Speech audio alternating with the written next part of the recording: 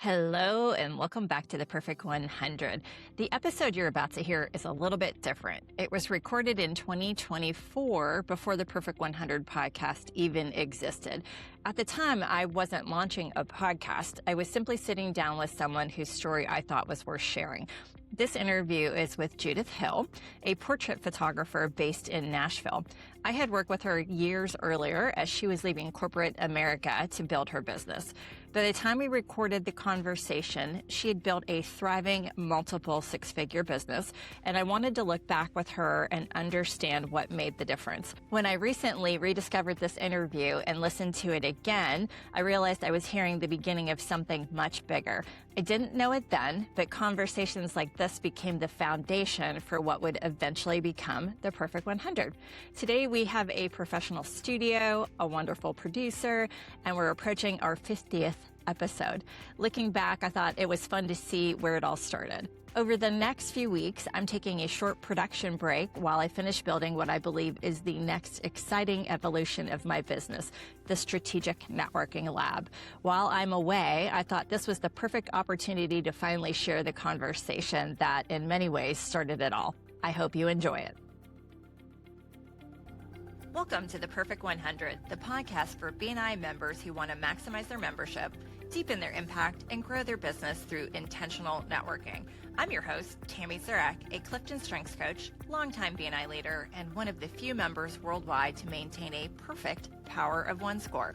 Each week, we'll explore the habits, mindsets, and everyday strategies of BNI members who are turning their membership into momentum. So I wanted to introduce you to Judith Hill with Judith Hill Photography. Hi, Judith. Hi, Tammy. How's it going?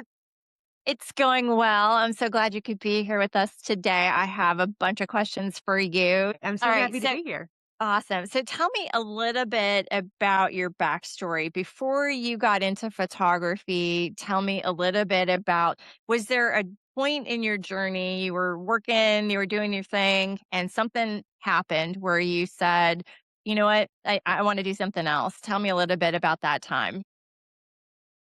Sure. Okay, so I have been a full-time portrait photographer now for 7 years. I left my corporate job at the beginning of 2018.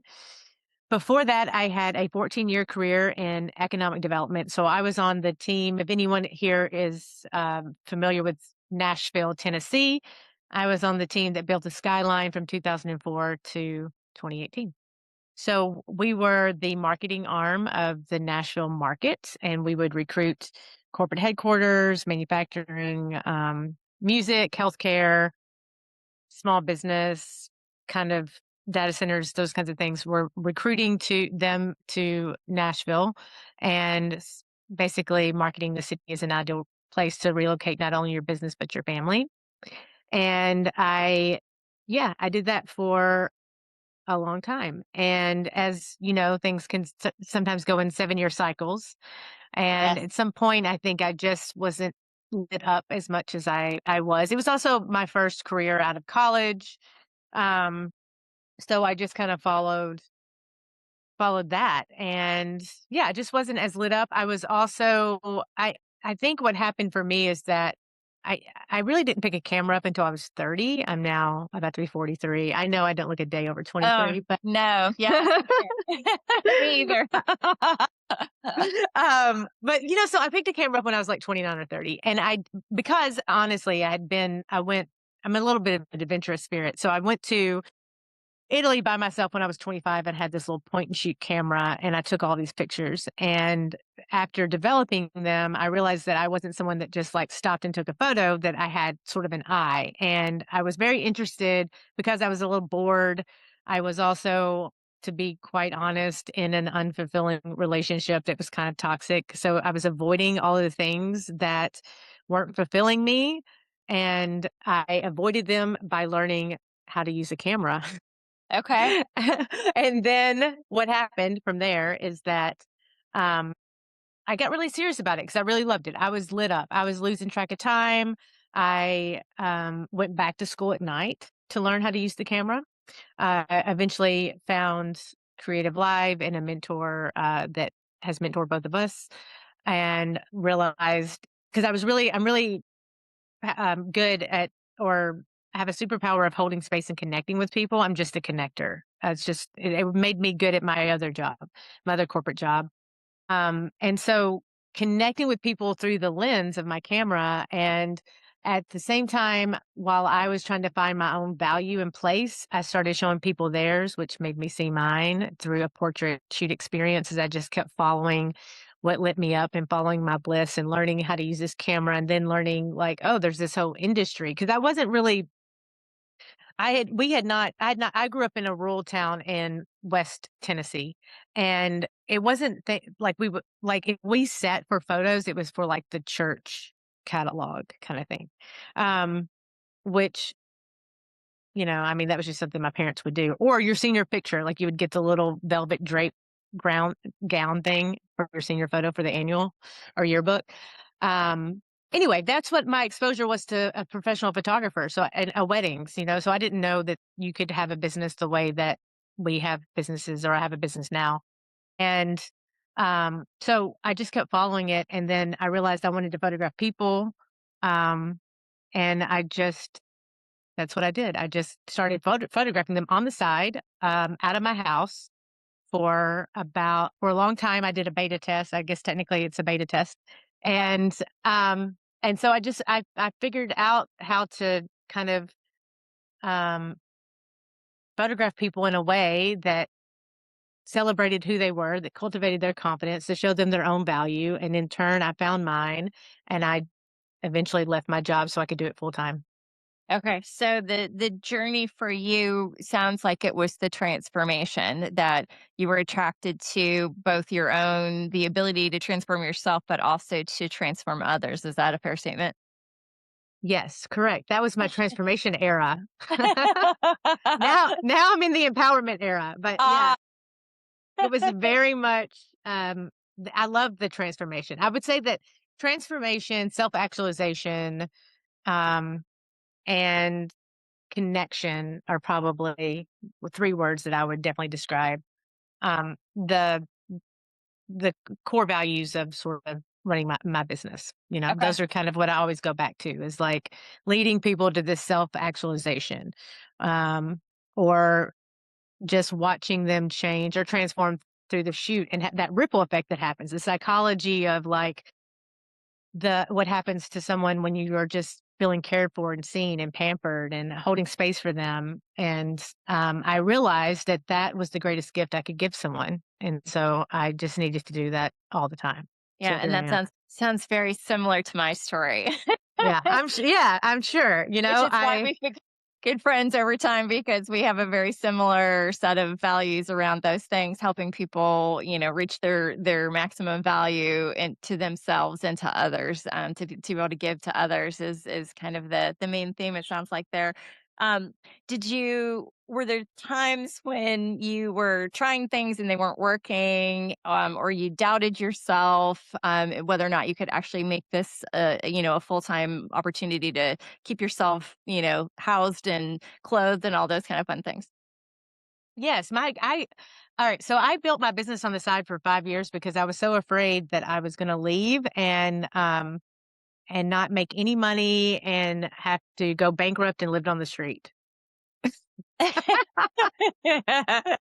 Yes, and that fear, if you will, it seems an affliction that it gets most of us, right? Is when Yes. we can work for anyone else, no problem, and do a really good job for someone else because it's their thing, and we're Mhm. just doing it well within the thing that they've given us. But when it becomes your own thing, suddenly all this self-doubt starts to get in your head, and it kind of puts limitations potentially on you. So you felt some of that.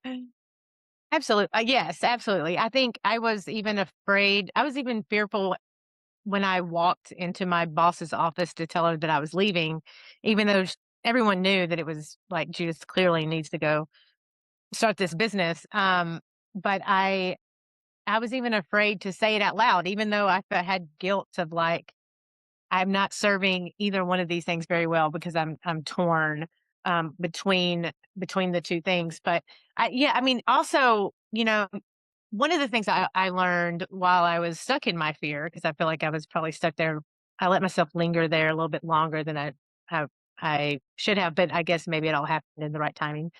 But what I figured out is that this is also like my journey and my dream, and I just need to trust myself and take action on it, and also be very careful with whom I share my dreams with, because if they're not, if they don't know or they can't see it to believe it, and see it to believe it is how I got to you, Tammy.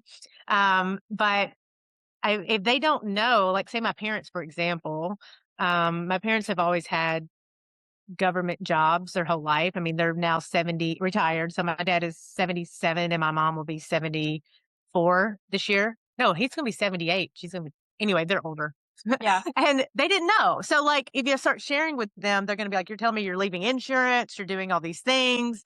And I just had to stop talking to them about it, because it was those are their fears and their limitations, but it's my parents, and I value and love them and respect them greatly. And so it was sort of impacting me a little bit, and even like my friends or my siblings, none of my friends are entrepreneurs except for Right. one, growing up. So no one knows or know, and they don't understand, and that's okay.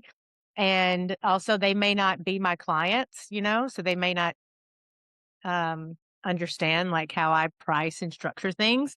Also okay. I just had to learn that, um, I needed a community that was supportive, that understood what, like where I was trying to go, that has also either done it before me or on the same path.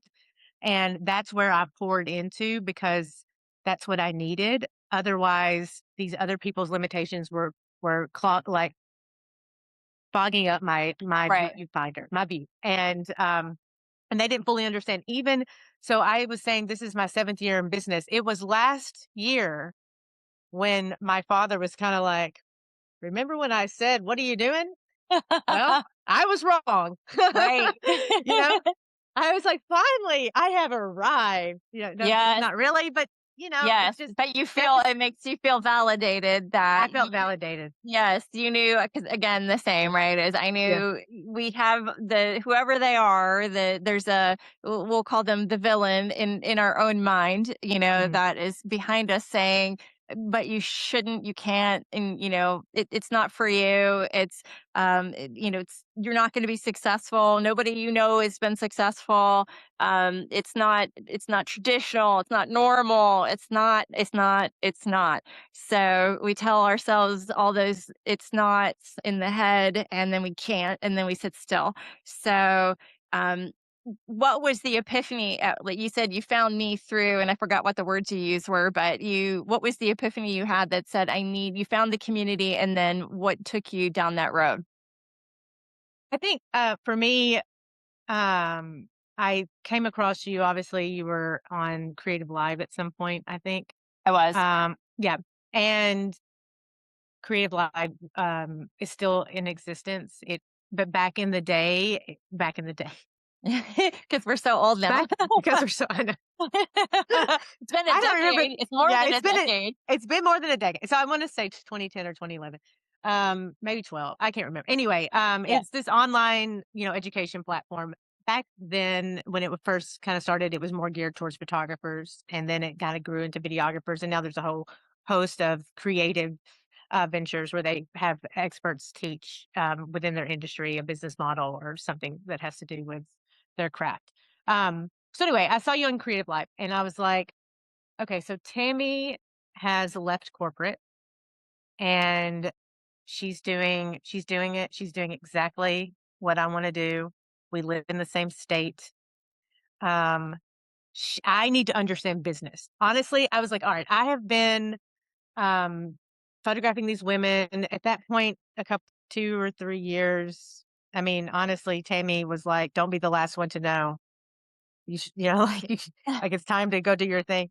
Right. And then she said it, and then actually people I worked with were like, "Don't be the last to know." So anyway, I'm going on a sidebar for a second, but I was resonated with you because your story was in alignment with mine, and I knew I had already uh, nailed down posing and lighting and the things that I was doing, my craft to produce images to sell to people. I did not, even though I was in corporate America, I was very much a sales marketing person. And I was also selling a city that I love. So Right. it's very different than selling yourself Yes. or or s- or selling a product, pricing yourself, systems, all the things that make a business work, Right. networking, all of those things. I was like, how in the heck do I make this? I mean, I know I can like produce, but how do I make this like how do I create or set the foundation in order to build upon this thing? Right. So I was like, I need to know the business. I am going to reach out to Tammy and also maybe I can go see her studio in Memphis 3 hours from Nashville. Yeah. And So so it's yeah. interesting. You said something in there that kind of triggered something in there. You said it's easy to sell something you love, the city, but then that transition is it's not easy to sell my own thing. So it's an interesting thing in your head, right? Is that do we love ourselves enough to sell ourselves? And that is where we start to get caught up is we the doubt of all the other things start to weigh down is we are the brand, we are the person, we are the entity, we are the business, we are the everything. So it's easy to sell something else that we love, but now we're selling us and all the things that we offer, which gets a little more of a mountain to climb and to fall in love with, right? Join the Art Academy in Memphis. Master the skills needed to create stunning, realistic oil paintings. With expert instruction, you'll refine your craft. Enroll today at artacademyofmemphis.com. And it's a little bit of a journey to get there. So when you and I started working together, it sounds like you were looking for a framework to what you had your skill, you had your talent, you knew how to execute the thing that would be what people wanted. And that can be any profession, any product, any whatever. You're good at the thing. What were the things that you employed to help you get down the road towards your dream? Yeah, so I remember that when when we first started working together, I think we you were coaching well, we were you were doing a coach one-on-one coaching with me. Um and I it's interesting because I when I said I'm going to touch back on to what you were saying about selling the city and then selling yourself. So when because you make it's like about you and you're like, who am I to toot my own horn? Because I don't like raise my hand and be like, look at how awesome I am. Yeah, I'm you will barely find I'm going to do better about social media, but like I don't, it's just not it's not natural to me to just like raise my hand and say something like that. So right. and I also didn't really at the time I knew what I was doing, but I think sometimes we lose sight of the actual the experience. Yes. So and the reframing of how things um are. So when you think about like in our industry as a portrait photographer, we always make it about like the image, like this image and I'm selling this image and how can I put a price on that? Um, but you're also selling an experience. There's a You're whole other entirely selling an you're experience. Yes, it's the experience. It is like what is going to happen in your life after you experience this thing. And that could be any product. Like right, it is that transformation. I'm going to better your life through this experience and the product that I have, which now I'm very comfortable in speaking all of that. But back then I didn't know the words. I right. didn't know who was I supposed to get in front of. I was in BNI so some of the things we talked about was like networking. I can distinctly remember it was the first time one of the avenues that you can do to promote any business is to do a silent auction or a door prize or something. And I had done my first one with this organization, at least in Nashville. I don't know if it's a nationwide thing, but it's called Wine, Women, and Shoes, and it's to benefit the WYMCA or it's in women's shelter. It's The a women's, domestic, yeah. yeah, yeah. Um, YWCA, yeah. yes, YW. Yes, I combined it with the YMCA. I Yes, knew I was messing it up. Anyway, okay. Correct. So I had donated and I was just like gonna go. And you were like, you need to go with like an intention of meeting X, Y, and Z, getting so many business cards. And I was like, okay, I can do it. And I remember I did it and I booked a couple of shoots from that. And then um, I was already ingrained into the business community through the Chamber of Commerce. So then I joined BNI. And the thing that BNI helped me do, because BNI is an organization that you have to, if you're a member, you get up every week and you um, do a pitch, so to speak, like a 1 minute or 30 seconds to 60-second pitch on your business, who you are, and what you're asking for that week. So, like, you're asking for referrals or businesses, and this is what I'm focused on. That helps me understand, like, and think about, like, how can I explain to these people that do not know the experience that I'm offering? Like, how can I stand up in front of these people every week and say something about myself and my business? Yes. So really just like those, and then the systems of this is how I, like from start to finish a client session, this is how much I charge. These are all of the prep prep packets and guides that I can do. And I really, I thinking about prep guides in photo shoots. To me, it was really also just understanding the customer experience and customer service piece, because that is the biggest part of why you get repeat business. Like I had a photo shoot today. This is the second time I photographed this woman. She has also sent me a lot of corporate and commercial jobs that she just also mentioned. Hey, in July, I want you to do this. So Right. all of that is because I'm giving this great customer service and experience of like helping these people prepare for something they've never done. Just like when you Right. go to the dentist or the doctor and you're about to have a procedure, they give you like, this is all that you need to do before I see you, and this Right. is what's going to happen after. Like everybody does that. At their Right. consultation, every industry does that. So just understanding like I need to apply that to my own business, because it is not selling, it is being of service to people, and I'm just talking about it. Right. Like understanding that reframe, understanding all the systems you have to have in place in order to make that happen. I remember Tammy introduced me to a CRM, which I had an adverse reaction to because it's a CRM. I don't, systems, whatever. Yes. But I know that those are important. I also didn't like them in my corporate job. But anyway, you get a system and then you understand like this is actually being of service to everyone and keeping everyone calm and sane, because as solopreneurs and as someone, as when you're looking to make a transition from a corporate job into your own thing, I thought, um, man, this is going to be great. I'm going to take pictures and I can go to yoga class and I can do this thing. And then I did more That's it. yoga. Yeah, Yeah. I did more yoga in the corporate job. Like, cause then you're just like, how do I make this thing work? But just having that community that support this foundation, the systems, understanding how to put that in place, what that looks like, and the How to find roadmap. clients. Yeah, Yeah. and how to find clients, and the roadmap to that was really key, because otherwise, you don't have anything. There's no It's not business. gonna, there's no business. Yes. Yeah. And so you laid that framework for me. It still took me, and no, I left my job right after, I mean, shortly after working with you. But I needed that encouragement. Like I needed you to push me and show me the way, the roadmap, which you Yeah. did, Yeah. and you follow, and then it works. And then here you Yeah. are. And here you are. 7 years, 7 years later, most people, as at least as portrait photographers, there's some kind of stat that like most people don't make it past 2 years. So Right. Yeah. Yeah. Most people don't make it past 1 year in it yeah, 1 year. Yeah. for a Yeah. photographer because everyone says there's no money in it, right? So Hmm. knowing, but that's a lot of businesses. Most businesses fail within 2 years. So Yeah.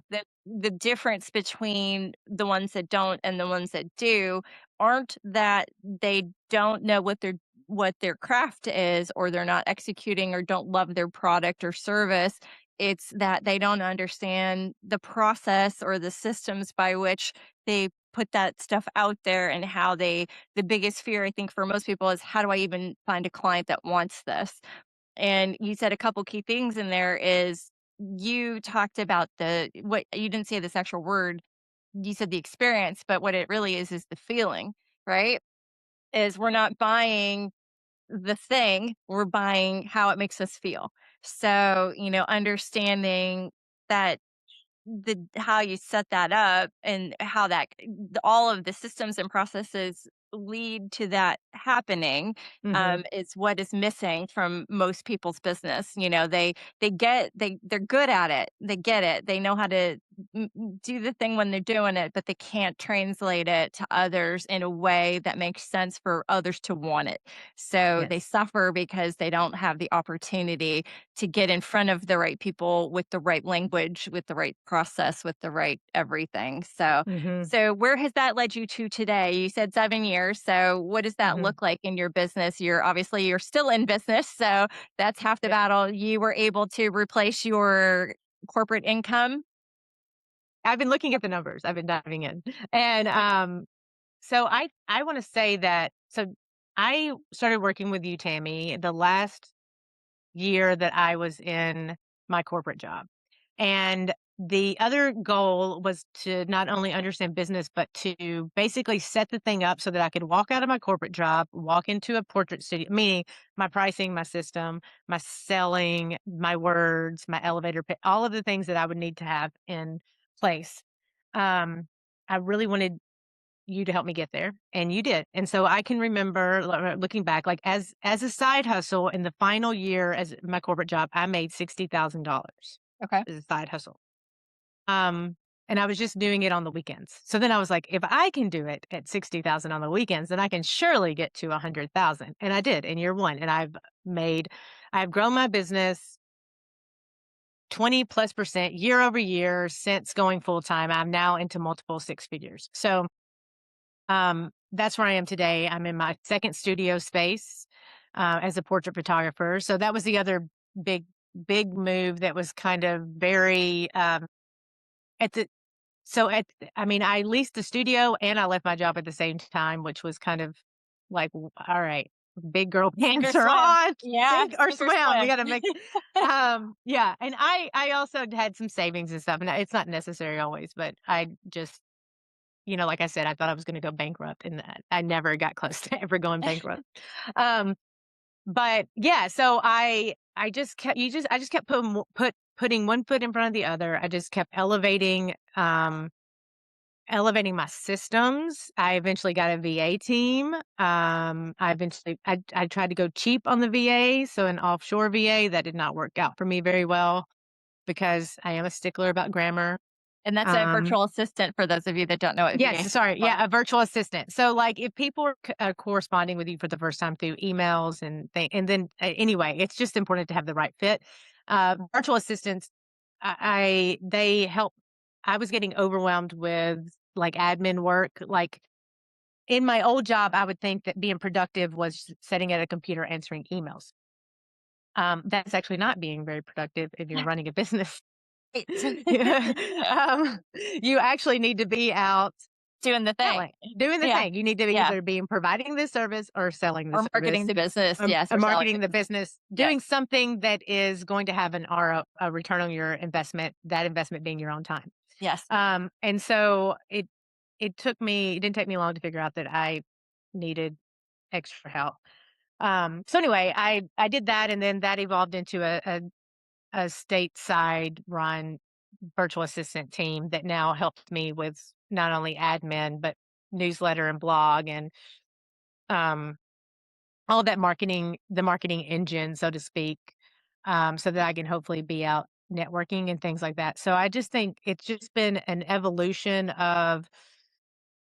um, you know, of just kind of how to make it be successful consistently. So I mean, I think probably just last year Um, I started feeling calm.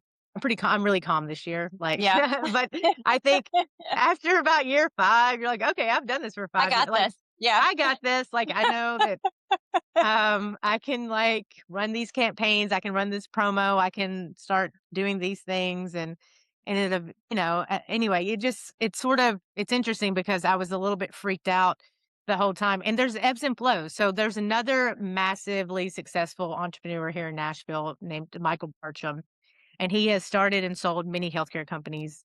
Um, and he was speaking. I'm in women and like entrepreneur groups. I always highly recommend a community of either business owners, entrepreneurs, it's because it sucks sometimes. It's very lonely. It's very lonely sometimes um, to be in business by yourself because Yes. you have to make the decisions, and everything kind of relies on you. At the same time, that can be exhilarating.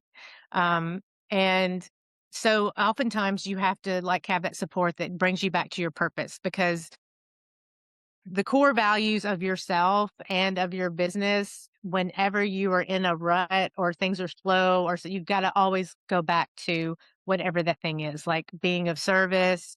I started this thing for this other reason, because what I was going to say is that Michael Burcham said the name of the game is just embracing the suck.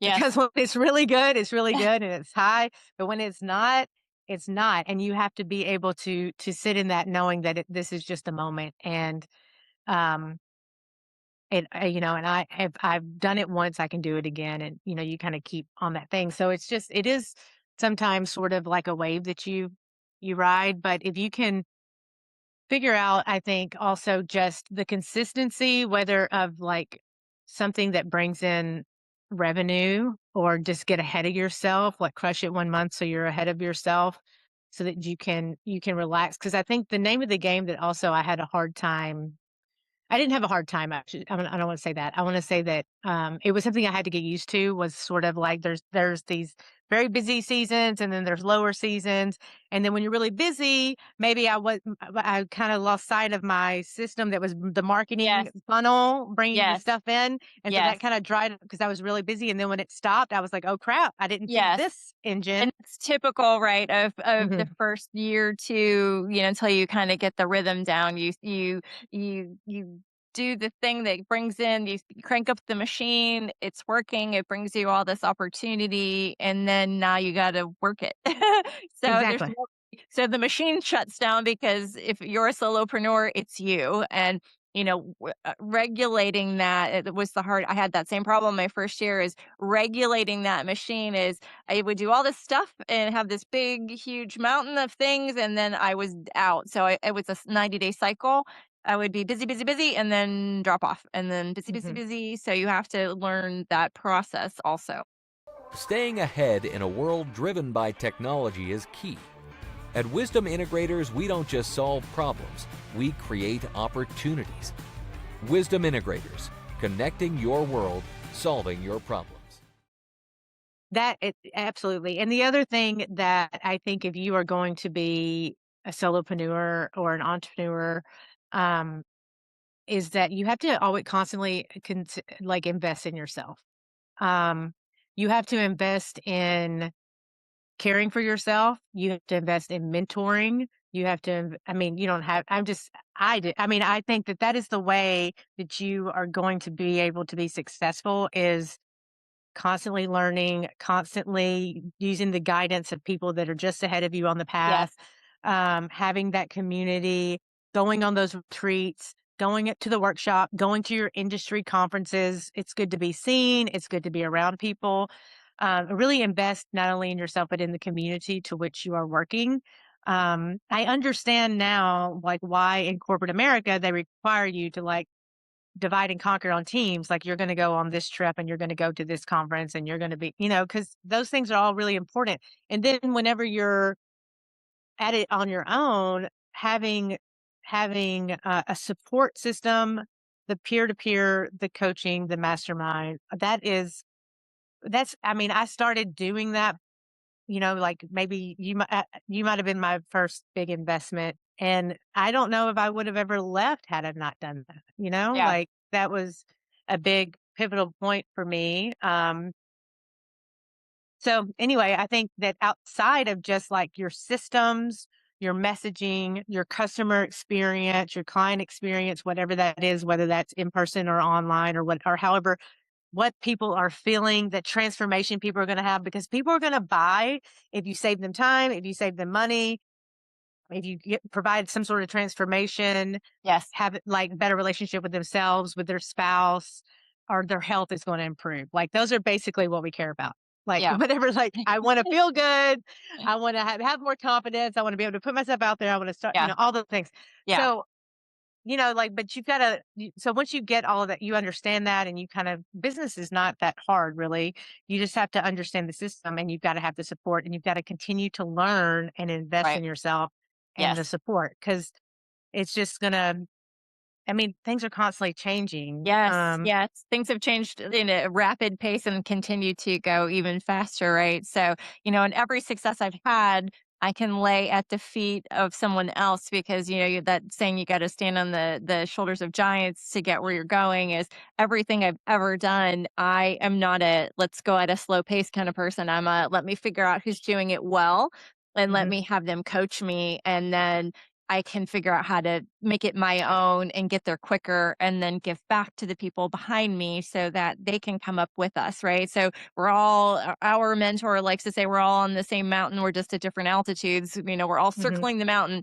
It's mhm, just a matter of, learning from those that have walked the path before us. And so let's not make the same mistakes because if you try to do it on your own, you're bound to even when you have a mentor, you're still going to make mistakes, and that's okay because you learn from everyone.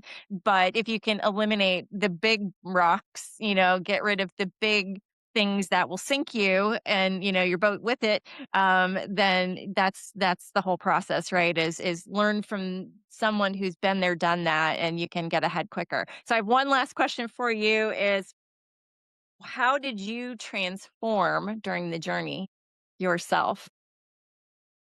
Ooh, that's a good one. Before I answer that question, while you were talking just then, Yeah.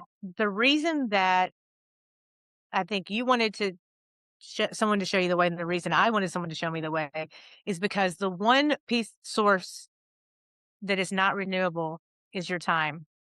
And honestly, it took me a minute in the beginning to understand that time was currency and that I'm not ever getting it back. Right. So if I try to do all these things that are dragging me down, taking my energy, causing me to be like little tasks it's like a VA could do, or somebody else knows how to create a template before Canva was a thing, like Yeah. doing things in Photoshop because I didn't know InDesign would drive me insane. Like Right. I would spend a week where it would take somebody 2 hours. Right. So, like, understanding that your time is the only resource you're never getting back. It is the most valuable resource. It is the thing that, it's if it's not if it's taking away your time, it's taking away your time from your family, your friends, the things you just need to make it happen faster, Right. and you need to save the time and the energy. So Right. that's therefore the people before you. Okay. So how did that transform? I mean, the biggest growth I have ever seen in myself, the biggest transformation of, I think, confidence, of self-value, of um just I think the whole thing happened because of starting my own business. I mean, there's nothing like starting a business that's going to take you to the altar of self-value. Right. And also, I got to overcome myself. Like, get out the way. You know the ludicrous song? There's a ludicrous song that's like, Yeah. "Move, bitch, get out the way." All right, so I'm Sorry for always those of you that are offended so by that word. sorry. Yeah, I don't mean. Yeah, I'm just We know. repeating a rap song. Yeah. Who performed at the Super Bowl this year? But Yeah. anyway, Yeah. I've always gotten in my way and stopped myself. I have made up excuses. I have tried to rationalize things and I've just learned, not just, but like over this time, everything is coming from me. I've got to show up as the whole person. What is affecting me at home is going to show up in my business. What is affecting me in my business is going to show up in my home.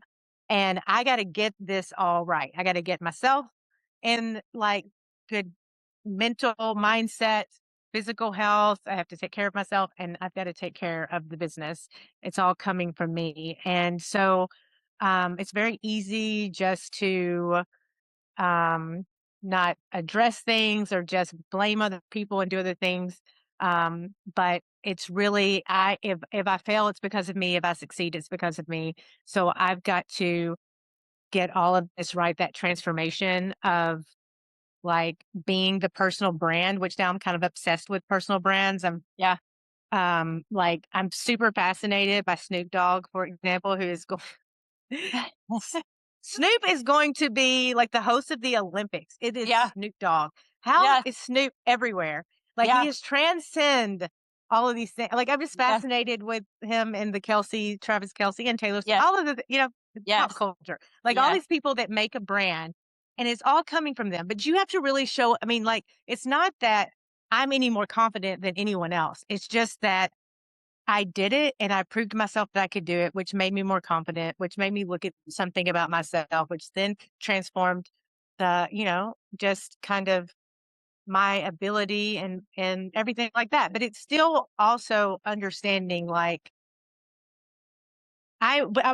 we were having a conversation before we started recording this about something I was stuck on and procrastinating with and probably a little fearful about. So it just never goes away. You just have to Right. know that, and then you just move with it. You're like, Yes. well, you've basically done almost all the work. Just go with that thing. Yeah. So I find that fascinating.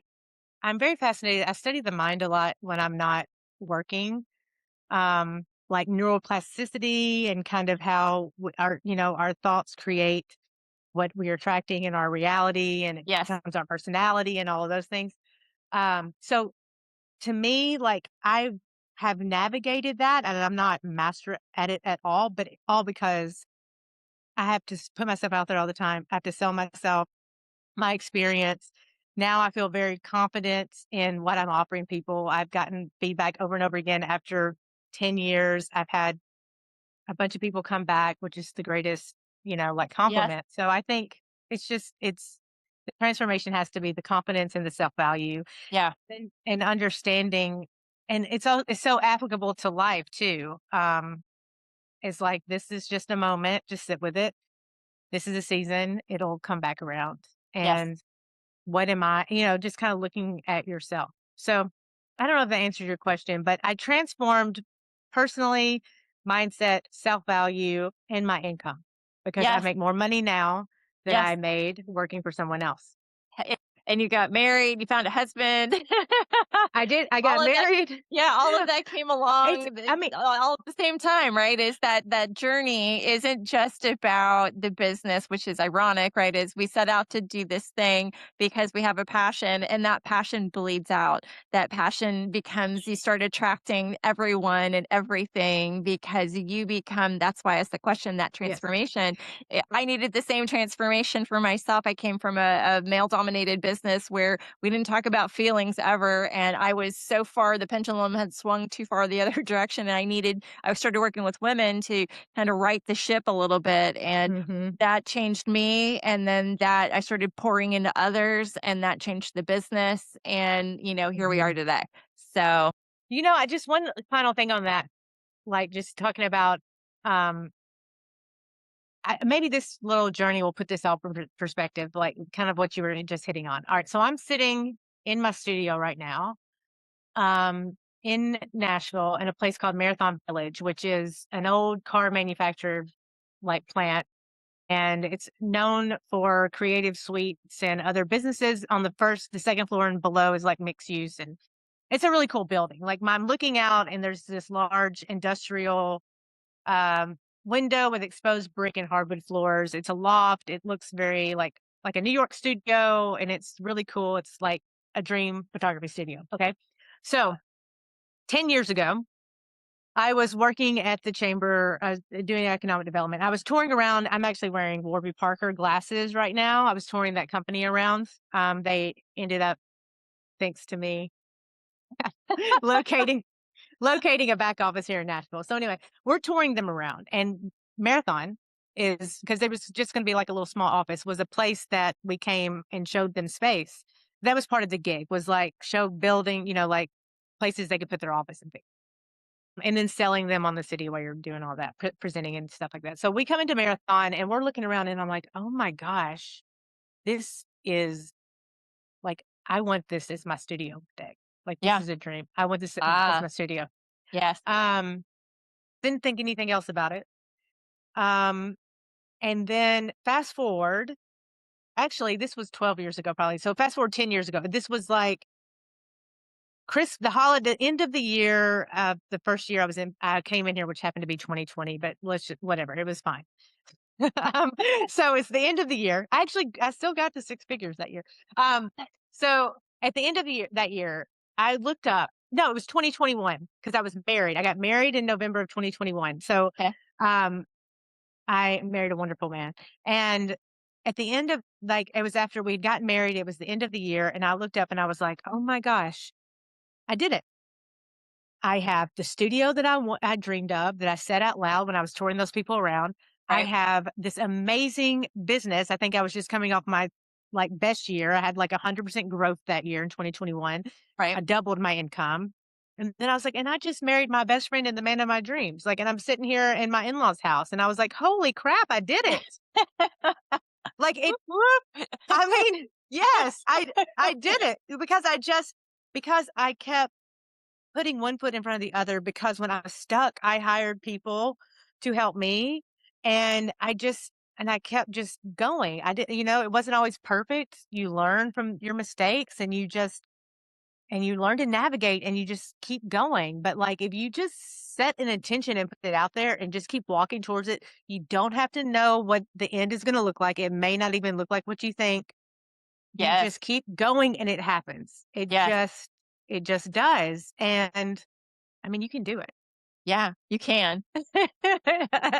Well, I'm so glad and so proud that you were able to, move past your initial things and to be a little piece of your tiny piece of your story in transforming your whole life into a beautiful thing. And to have met you and call you friend, and confidant and all those fun things now. I was Yes. just so excited for all of that to happen. And thank you so much for talking to the crowd here today. I so appreciate it. And I so appreciate you. Thank you so much, Tammy. Uh, I am so grateful for you as well. And all right. yeah. Okay. Thank you. Thanks for listening to The Perfect 100. If today's episode sparked a new idea or inspired you to show up differently in your chapter, share it with your team and be sure to subscribe so you never miss a conversation. And if you're curious about your own Clifton strengths and how to bring out the best in yourself or your chapter or your business, head to TammyZurak.com to learn more about building your superpowers into everything you do.